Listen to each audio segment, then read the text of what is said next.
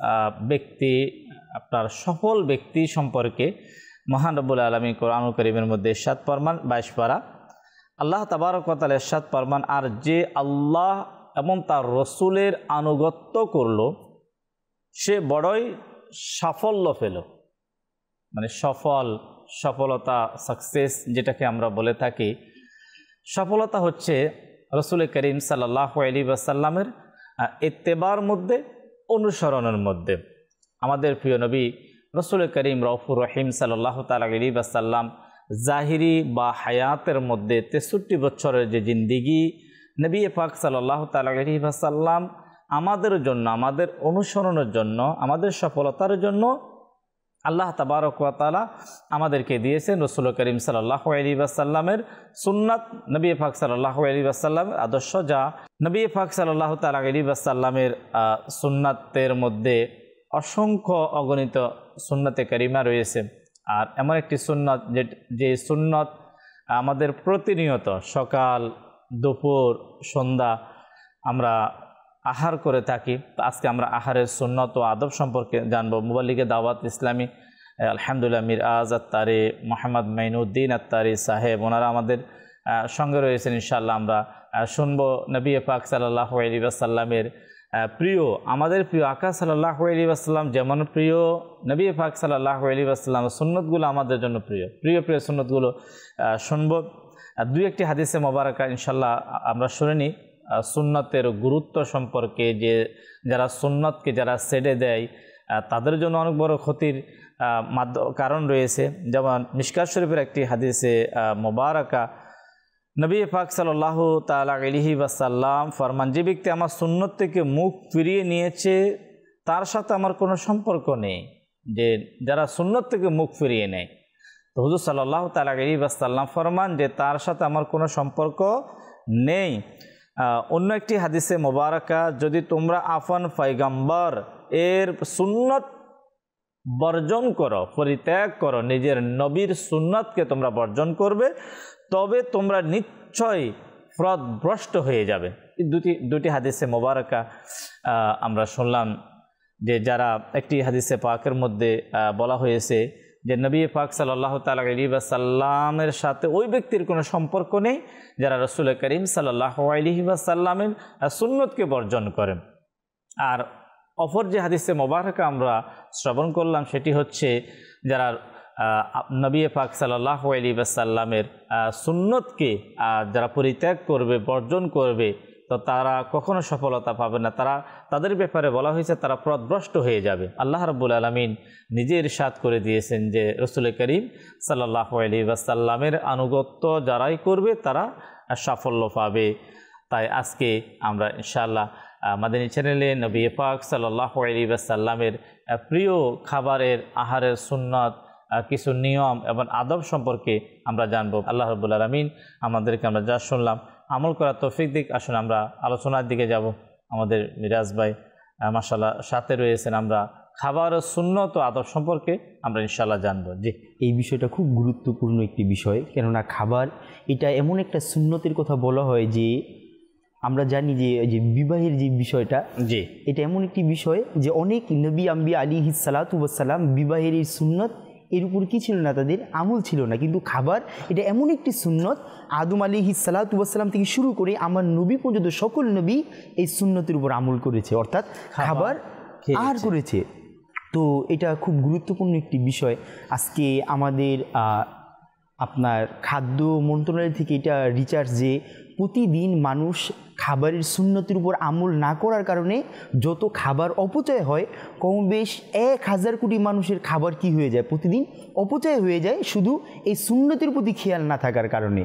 আর আমাদের বুজুর্গানে দিন রহমতুল্লাহি তাআলা তারা এই সুন্নতের প্রতি, খাবারের আদব ও সুন্নতের প্রতি তারা কেমন হুঁশিয়ার ছিল। একবার বর্ণনা করা হয় যে বাদশাহ হারুনুর রশিদ এর দরবারে কিছু আলিম, যারা ওই যুগের যারা বড় বড় আলিমে দিন ছিল, তাদেরকে দাওয়াত করলেন। তো বাদশাহ হারুনুর রশিদের দাওয়াতে ওই দেশের যারা বিজ্ঞ আলিমে দিন তারা সকলেই আসলো। আসার পরে যখন খাবার শেষ হয়ে গেল, তো একজন আলিমে দিনকে দেখতে পেল যে তিনি রহমতুল্লাহি তাআলা খাবার অর্থাৎ যে সে রিজিগুলো আহার করছে ওইখান থেকে কিছু খাবার মাটিতে পতিত, তো তিনি ওগুলো আহার করতে লাগলো। তো বাদশা হারুনুর রশিদ তাকে দেখে জিজ্ঞাসা করলো যে হুজুর আপনার কি এখনও পেট ভরেনি?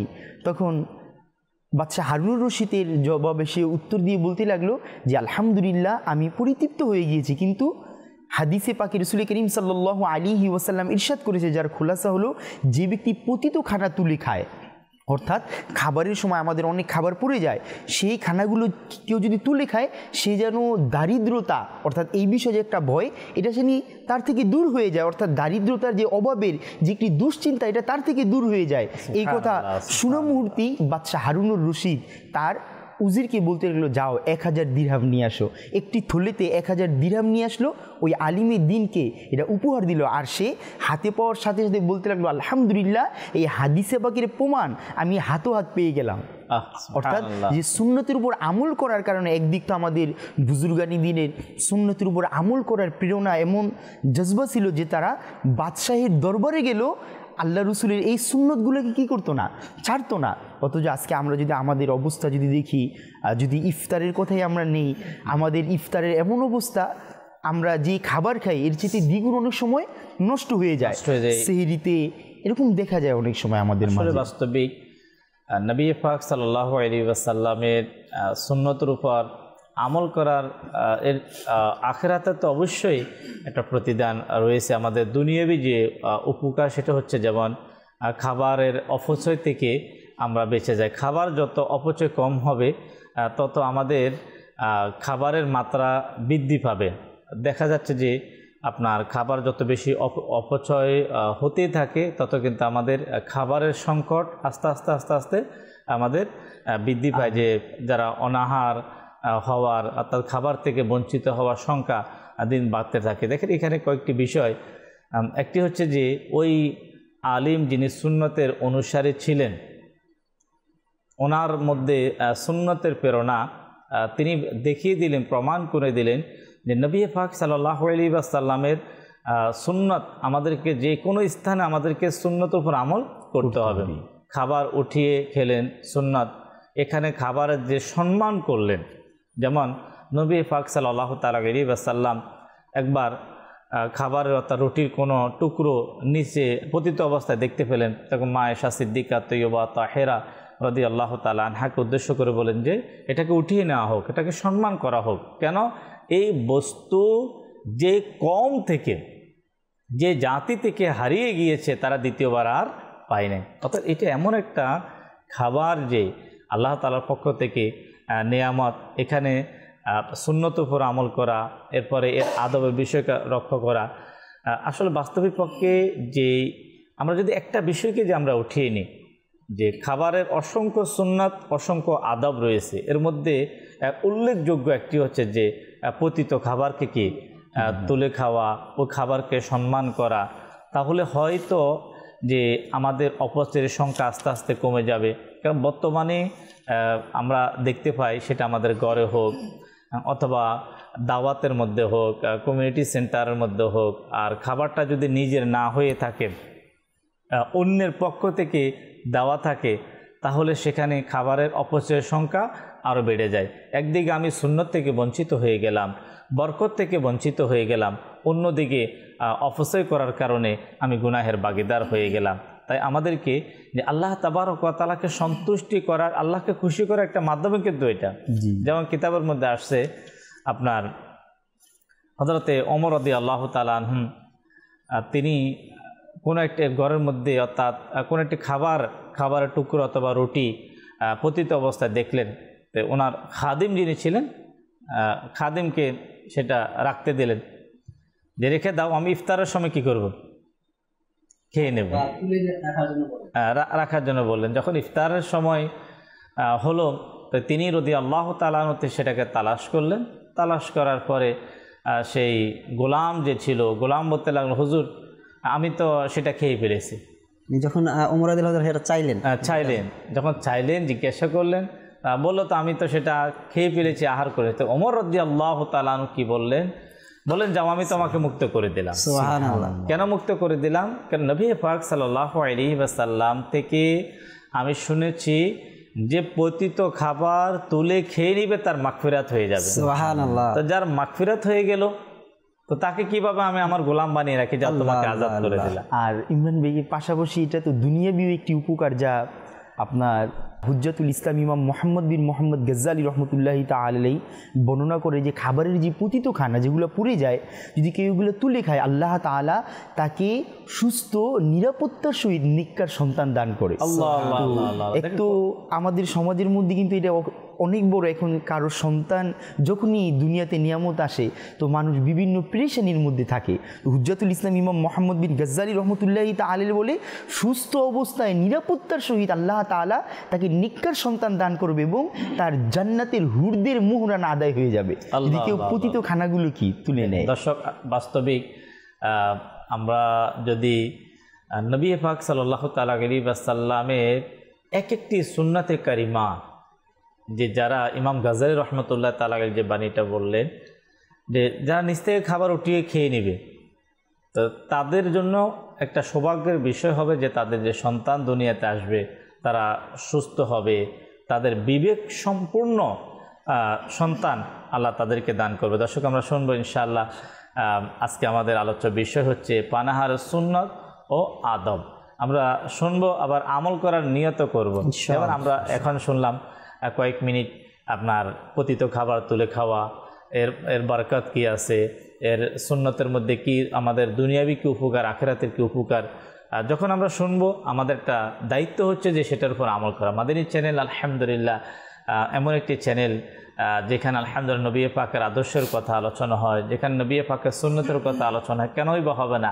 আলহামদুলিল্লাহ যিনি মাদানী চ্যানেলের নিয়ামত উপহার যিনি আমাদেরকে দিয়েছেন, আমির আহলে সুন্নাত দাওয়াত ইসলামের প্রতিষ্ঠাতা আবু বিলাল মোহাম্মদ ইলিয়াস আত্তান কাদেরী দামাত বারাকাতুহুল আলিয়া, তিনি ওই এক মহান ব্যক্তি যার অন্তরে সুন্নতে রসুলের মহাব্বত, সুন্নত রসুলের ভালোবাসা।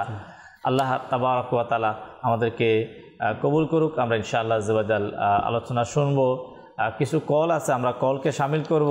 এরপরে ইনশাআল্লাহ আমাদের মুবাল্লিগে দাওয়াত ইসলামী মাইনুদ্দিন ভাই থেকে ইনশাআল্লাহ আমরা খাবারের সুন্নত আদব সম্পর্কে জানবো। যে কল চালিয়ে দিই। মোহাম্মদ নুরুল হক, আপনাদের মাদানী চ্যানেল অনুষ্ঠান দেখি এবং এটা আমাদেরকে ভালো লাগে।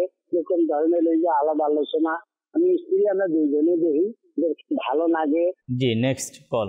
আমি মোহাম্মদ আসলাম দিনাজপুর থেকে বলছি। আমি একটি কালাম শুনতে চাই, সবচেয়ে আওলা ও আলা আমার নবী। ইনশাআল্লাহ। জি, নেক্সট কল। মুজাম্মেল জামালপুর থেকে বলছিলাম। দেওয়াতে আমরা খুব খুশি হয়েছি, খুব ভালো লাগলো। আপনাদের প্রোগ্রামটা ভালো লাগতেছে, আমরা প্রোগ্রামটা দেখি। মাশাআল্লাহ।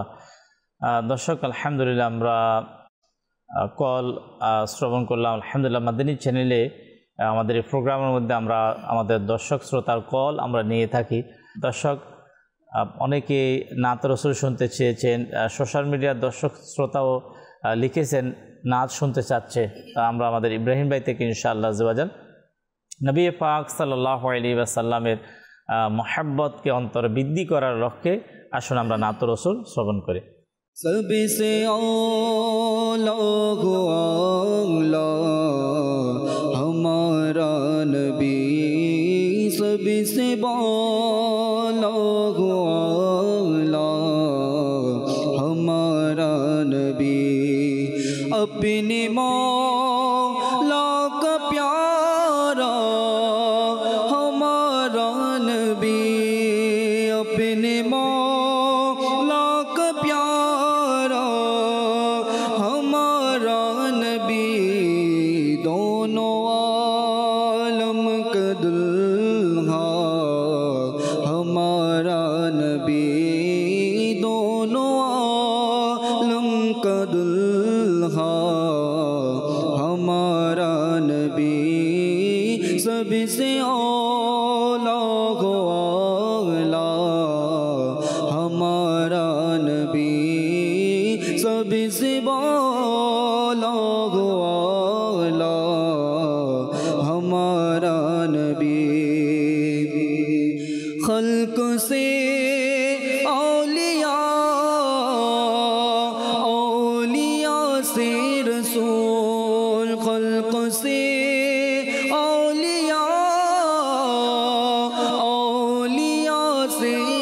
रसूल और रसूलों से आला हमारा नबी और रसूलों से आला हमारा नबी सबसे आला हो आला हमारा नबी सबसे बाला हो आला हमारा नबी कौन देता है देने को मोह चाहिए कौन देता है देने को मोह चाहिए देने वाला है सच्चा हमारा नबी देने वाला है सच्चा हमारा नबी क्या खबर कितने तारे खिले छुप गए क्या खबर कितने तारे खिले छुप गए पर न पर डूबना डूबा हमारा नबी सबसे आला हो आला हमारा नबी सबसे बाला हो आला हमारा नबी सबसे आला हो आला हमारा नबी सबसे बाला हो आला हमारा नबी माशाअल्लाह सबसे आला वाला हमारा नबी आला हज़रत इमाम अहले सुन्नत मुजद्दिद दीन मिल्लत इमाम मोहम्मद रज़ा खान रहमतुल्लाह ताला अलैहि আলহামদুলিল্লাহ এমন একটি কালাম যা আলহামদুলিল্লাহ বাংলাদেশ সহ পুরো পৃথিবীতে যারা আশিকে রসুল যারা নবী পাক সাল্লাল্লাহু আলাইহি ওয়াসাল্লামকে যারা ভালোবাসেন যারা রসুল করিম সাল্লাল্লাহু আলাইহি ওয়াসাল্লামের শান ও আজমতকে যারা পছন্দ করে আলহামদুলিল্লাহ প্রত্যেকের জবান থেকে এই কালাম শুনতে পাই আল্লাহ রাব্বুল আলামিন আমাদেরকে এভাবে নবী পাক সাল্লাল্লাহু আলাইহি ওয়াসাল্লামের মহব্বতকেও আমরা আমাদের অন্তর বৃদ্ধি করব আর পাশাপাশি রসুল করিম সাল্লাল্লাহু আলাইহি ওয়াসাল্লামের ইত্তেবা করব অনুসরণ করব আল্লাহর হাবিব সাল্লাল্লাহু আলাইহি ওয়াসাল্লাম আমাদেরকে যে কাজ যেভাবে শিক্ষা আমাদেরকে দিয়েছেন সেভাবে আমরা আমাদের জীবনে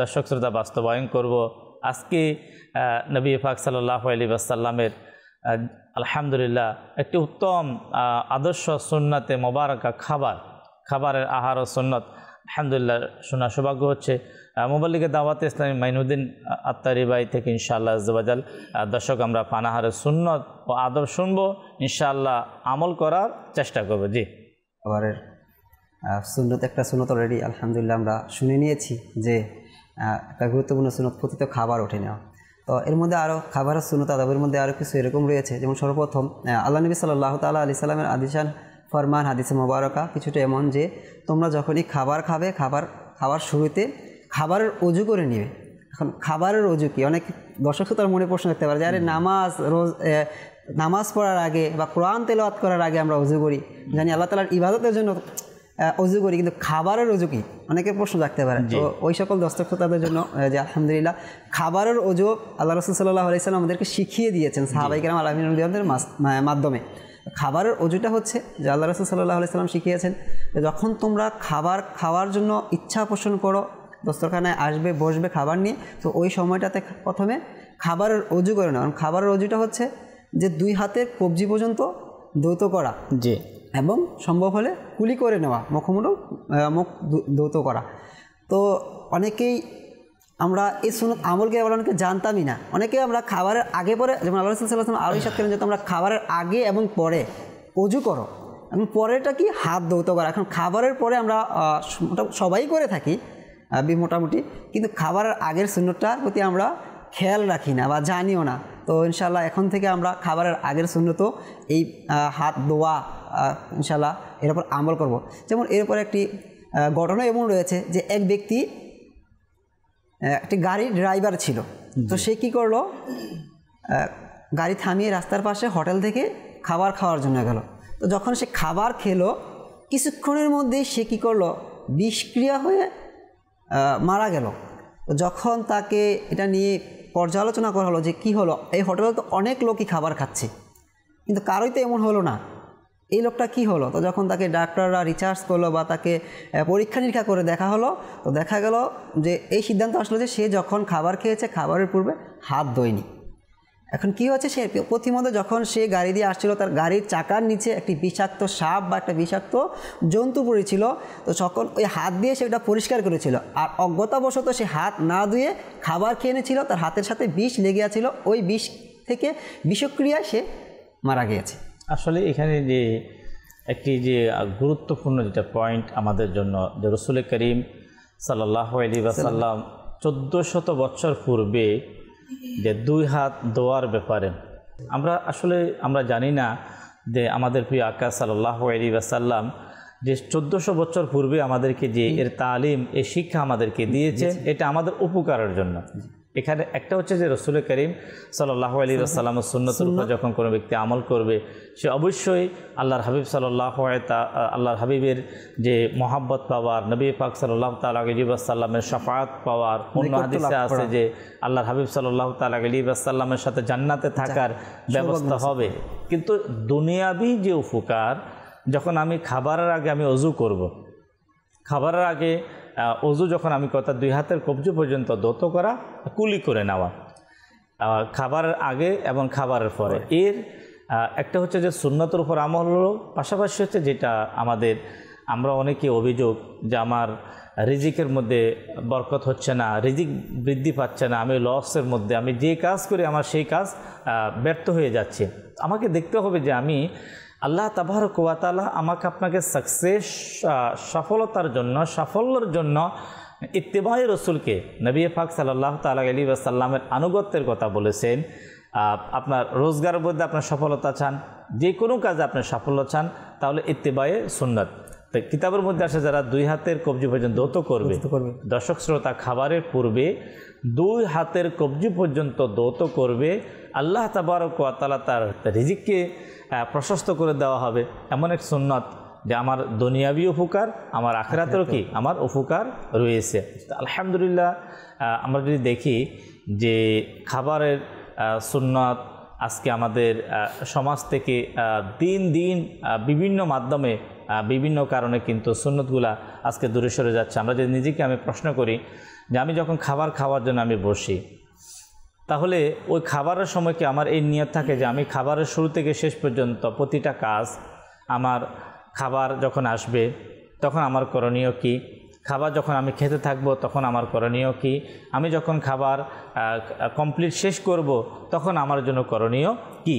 আমাদের ইসলাম কিন্তু আপনাকে প্রতিটা কাজের শিক্ষা তালিম দিয়েছে। আমার মন যেভাবে চাচ্ছে আমি সেভাবে বসলাম না, আমার মন যেভাবে চাচ্ছে আমি খাবারকে সেভাবে ধরলাম না, আমার মন যেভাবে চাচ্ছে সেভাবে খাবার থেকে খাবারের জিনিসকে গুটিয়ে আমি উঠে গেলাম, এমন না। আমাদের প্রিয় আকা সাল্লাল্লাহু আলাইহি ওয়াসাল্লাম আহার করেছেন, আহারের সুন্নত তরিকা রয়েছে। এরপরে এই সুন্নতে মোবারকা থেকে পাশাপাশি আমাদের বুজুর্গানে দিন তারা ওই সুন্নতটা আমরা কিভাবে পালন করব, খাবারের যে আদবগুলো কি করেছেন, বয়ান করেছেন। এখন আলহামদুলিল্লাহ আমরা দাওয়াত ইসলামীর মাদানী মহলকে বলি, মাদানী মহলের মধ্যে আলহামদুলিল্লাহ সুন্নত শেখার জন্য আমাদের কাফলা সফর হয়। আলহামদুলিল্লাহ মাদানী কাফলা সফর হয়। যারা মাদানী কাফলায় সফর করেছে দাওয়াত ইসলামীর সাথে তারাই বলতে পারবে আলহামদুলিল্লাহ সেখানে থিওরিক্যাল প্লাস প্র্যাকটিক্যাল। থিওরিক্যাল হচ্ছে যেমন মাদানী চ্যানেল থেকে আমি শুনলাম, এখানে কিন্তু প্র্যাকটিক্যাল দেখানো হচ্ছে না, জাস্ট শোনা হচ্ছে। কিতাব থেকে আমি থিওরিক্যালভাবে আমি পড়লাম, পাঠ করলাম। যেমন খাবারের আগে ওযু করা, 2 হাতের কবজি পর্যন্ত আমি কিভাবে ধৌত করব, আমি কিভাবে বসবো, আমি কিভাবে খাবারের লোকমাকে আমি তৈরি করব, আমি খাবারের সময় আমার বসার স্টাইল কি হবে, আলহামদুলিল্লাহ থেকে শুরু করব খাবার। জি, খাবার কিভাবে শুরু করব, আমার প্রথম লোকমা আমি কি বলবো? আলহামদুলিল্লাহ, মাদানী কাফেলা আল্লাহ তাবারক ওয়া তাআলার দয়ায় যদি কোনো ব্যক্তি চায় আমি সুন্নতে রসুলের অনুসারী হতে চাই, আমি সুন্নতকে আপন করতে চাই, তাহলে দর্শক আমরা অবশ্যই দাওয়াত ইসলামী মাদানী কাফেলা সফর করব। জি মানে দিনবে জি। তারপরে রয়েছে আমরা একটা জিনিস একেবারেই ভুলে যাই, যে খাবার সামনে আসলে তাড়াহুড়ো করে খাওয়া শুরু করে দিই, কিন্তু আল্লাহ তাআলা রাসূল সাল্লাল্লাহু আলাইহি ওয়াসাল্লাম যে বিধানাবলী আপনি বলেন আমাদের শিখিয়ে, সেগুলো আমরা মনে থাকে না। বিশেষত আমরা তো মুসলমান, আমাদের তো অবশ্যই এগুলো পালন করতে হবে। যেমন খাবার শুরুতে আল্লাহ নবী সাল্লাল্লাহু আলাইহি ওয়াসাল্লাম বলেছেন যে খাবারের শুরুতে দোয়া পাঠ করা, অন্তত বিসমিল্লাহ শরীফ পাঠ করা। কেননা হযরত সাইয়েদুনা হুযায়ফা রাদিয়াল্লাহু তাআলা আনহু থেকে বর্ণিত, নবী আকরাম শাফি উমাম সাল্লাল্লাহু তাআলা আলাইহি সাল্লাম ইরশাদ করেন, যে খাবারে বিসমিল্লাহ শরীফ পাঠ করা হয় না ওই খাবারে শয়তানের জন্য হালাল হয়ে যায়, অর্থাৎ ওই খাবারের মধ্যে শয়তান শামিল হয়ে যায়। তো আমরা যদি আমাদের খাবারটা শয়তানকে খাওয়াতে চাই তাহলে তো এটা আমাদের করণীয় নয়, এটা তো আমাদের কাজ নয়। তো আমাদের কি করতে হবে? বিসমিল্লাহ শরীফ পাঠ করতে হবে। উম্মুল মুমিনিন হযরত সাইয়্যিদাতুনা আয়েশা সিদ্দিকা রাদিয়াল্লাহু তাআলা আনহা বলেন, নবী রহমত শফি মুহাম্মদ সাল্লাল্লাহু তাআলা আলাইহি সাল্লাম ইরশাদ করেন, যখন কেউ খাবার খায় তখন যেন আল্লাহর নাম নেয়, অর্থাৎ বিসমিল্লাহ শরীফ পড়ে নেয়। তো এতে করে কি হবে? তো সে ওই বিসমিল্লাহ শরীফ পাঠ করার হক আদায় করে নিল, আদায় হয়ে, অর্থাৎ যে শয়তান খাবারের মধ্যে যে অংশগ্রহণ করলো সেখান থেকে আসছে, সে সেখান থেকে শয়তান বমি করে দিবে। যেমন একটি হাদিসে পাকের মধ্যে এমন এসে, যখন সাহাবা ইকরাম আলাইহিমুর রিদওয়ান খাবার খাচ্ছিলেন, তো খাবারের শুরুতে তো বরকত মানে বরকতশূন্যতা দেখতে পেলেন হঠাৎ করে, যে সবসময় খাবার মধ্যে একটা বরকত পাওয়া যায়। তো নবী পাক সাল্লাল্লাহু তাআলা আলাইহি ওয়াসাল্লাম ফরমান যে খাবারের শুরুতে বিসমিল্লাহ পাঠ করা হয় নাই, তাই শয়তান অংশগ্রহণ করার কারণে খাবারের বরকতশূন্যতা চলে আসলো।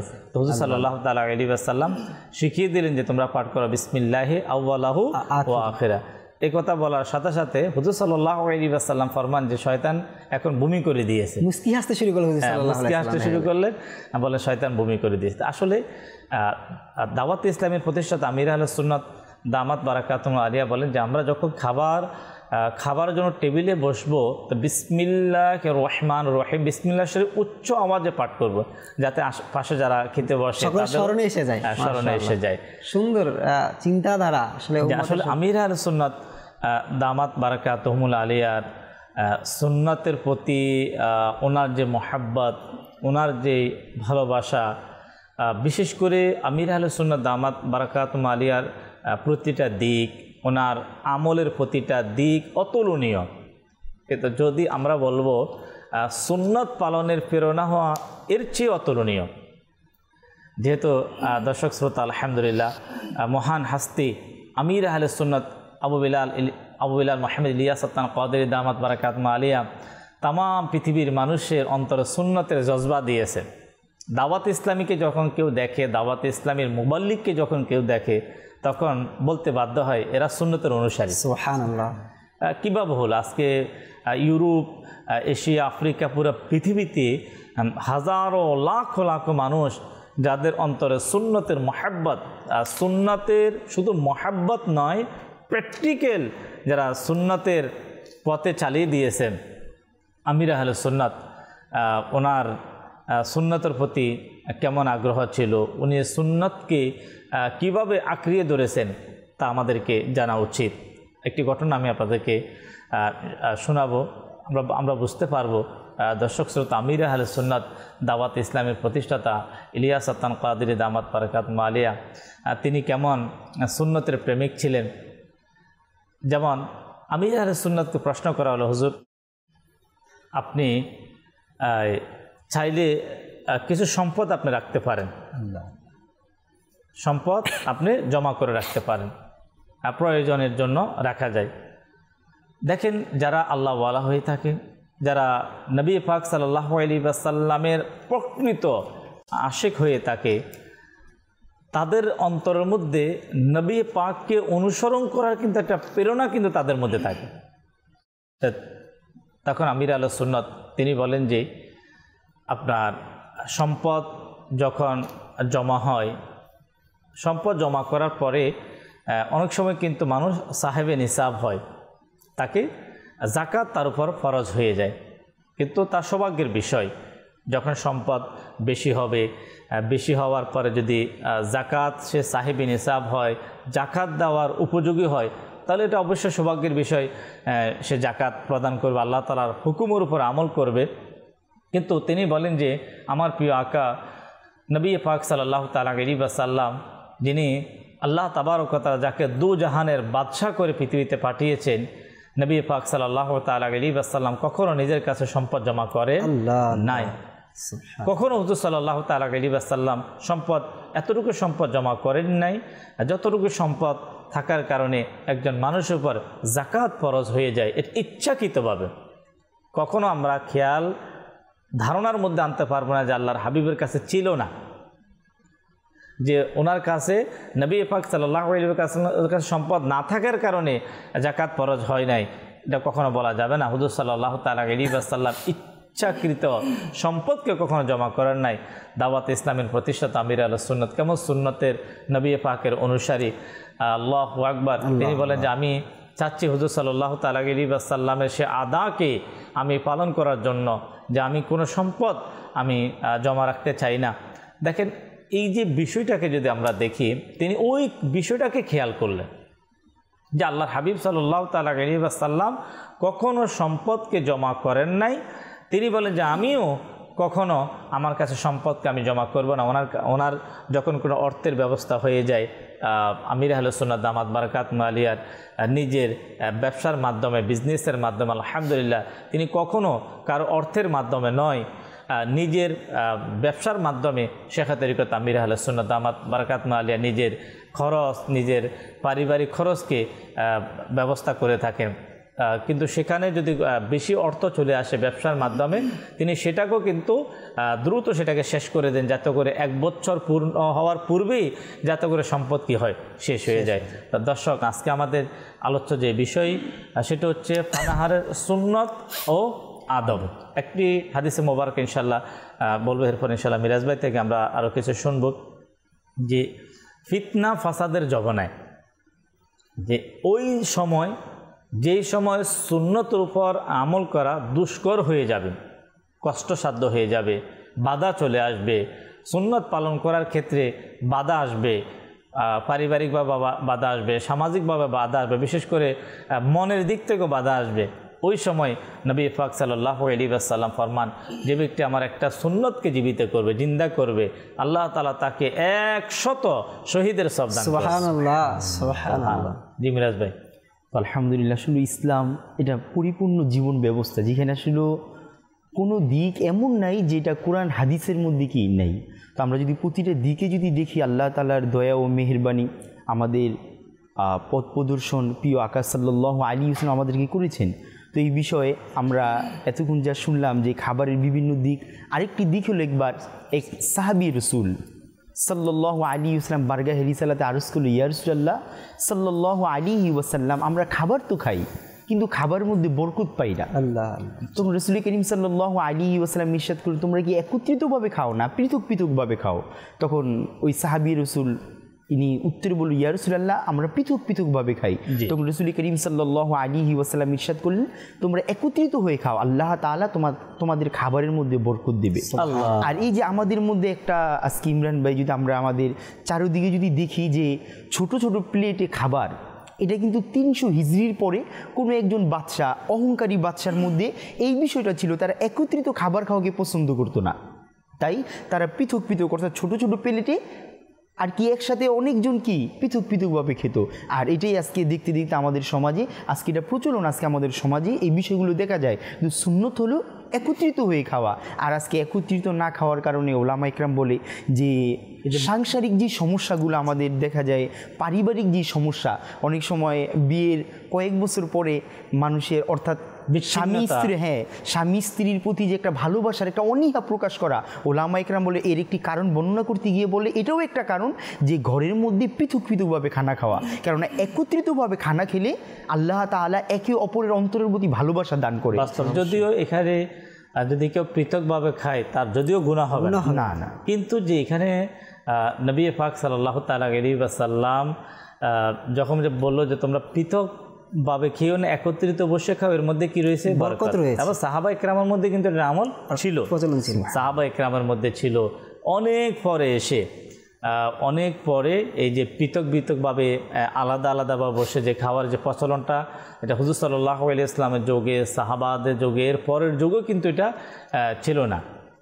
যদিও গুনাহ না, যদিও আমি আলাদাভাবে বসে আমি খাবো, আপনার ফ্যামিলির এক একজন মেম্বার তারা আলাদা আলাদা বসে খাবে, এর কোনো গুনাহ নয়, কিন্তু আমরা আল্লাহর পক্ষ থেকে আমরা বরকত চাই। যে ইমরান ভাই এটার সাথে একটু অ্যাড করি, দেখেন একত্রিত খাবার খেলে আমরা তো ফজিলত শ্রবণ করলাম, আমাদের কিন্তু পারিবারিকভাবে একটা ভালো উত্তম আখলাক বা উত্তম চরিত্র শিক্ষার একটা মাধ্যম, আদবের একটা মাধ্যম। যেমন মনে করেন, যেমন এখন রমজান মাস, আমরা ইফতারিতে যখন একসাথে, ইফতারিতে সাধারণত একসাথে বসি, এতে করে কি হয়, ঘরের ছোট ছোট মাদানী মুন্নি বাচ্চা যারা রয়েছে তারা কিন্তু আনন্দিত হচ্ছে যে একত্রিত বসছে। এখন এর মধ্যে যেহেতু আমাদের সাথে আমাদের যে বয়স্ক মা বাবা রয়েছে বা দাদা দাদি যাদের রয়েছে, যখন আমি আমার পরিবারের মানুষগুলো সব একসাথে একত্রে খাবার খাবো, তো এতে কী হবে, তো আমি অবশ্যই এটা করবো যে আমার বাবাকে বা আমার মাকে একটু ভালো খাবারটা, বড় মাছের মাথাটা বা একটা ভালো গোস্তের টুকরো তাকে দিব। তো এটা কি করবে, আমার বাচ্চারা শিখবে।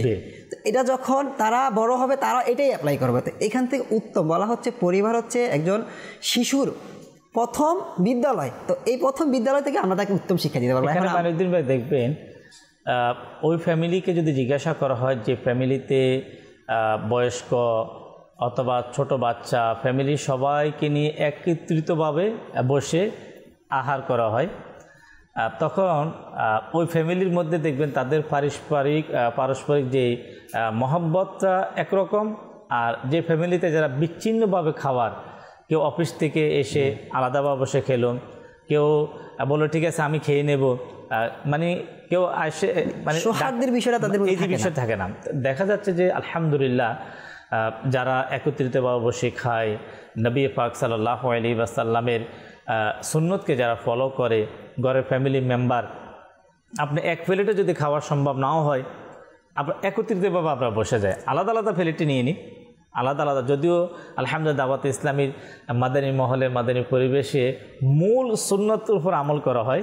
আলহামদুলিল্লাহ আপনি যখন দাওয়াত ইসলামীর মাদানী কাফেলা আসবেন, আমাদের মার্কাজের মধ্যে ফাইজানে মদিনাতে আসবেন, দেখতে পাওয়া যায় যে সুন্নত তরিকার মধ্যে সবাই একত্রিতভাবে একই প্লেটের মধ্যে খাবার রাখা হয়। যদি তার সম্ভব না হয়, আমাদের ফ্যামিলির মধ্যে আমাদের ঘরে আমরা একসাথে বসে আমাদের সন্তানকে ডেকে নিই, আমাদের মা বাবাকেও আমরা ডেকে সবাই একসাথে যদি খাওয়া হয়, আল্লাহ তাবারক ওয়া তাআলা রহমত এমন আসবে, ওই সকল পরিবারের মধ্যে ঝগড়া ফাসাদ কম হবে, পরস্পরের মধ্যে মহাব্বত। যারা এই আমল যারা জারি রেখেছে তারাই বলতে পারবে যে তাদের পরিবারের মধ্যে একটা কি মহাব্বত আছে।